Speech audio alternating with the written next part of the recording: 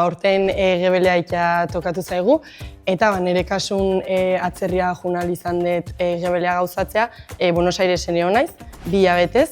Eta bertan haitu naiz lan zen Euskal Etxea erakunden euskal identitate eta euskal kulturan transmisioa nola ematen den Argentinako diaspora litzatekeenan. Madrilen egon naiz gebelea egiten, Atelier ITD Fundazioan.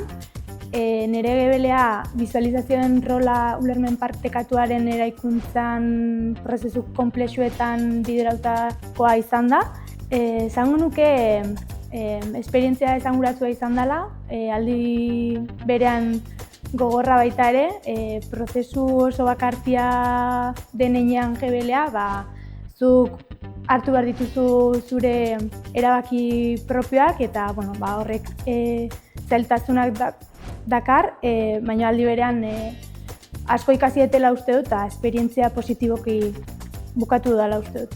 Azken finen ikerketa baten murgiltzen zeanen, bai nahi duzu ikergaldera hortan eta errealitate hortan guztiz barnerauta egon, eta kasu honetan aukera hori izan dut, euskal diasporan partean erakunde hortan guztiz barnerauta duteko eta nire ikergaiek ziren hori, realitate hori nire begikin ikusteko eta aldi beren nik bizitzeko, jende horrekin harremanduz, bertako realitatea ikusiz orduan alde hortetik oso aberasgarri irukizai dela eta oso eskertutan hau alde hortatio.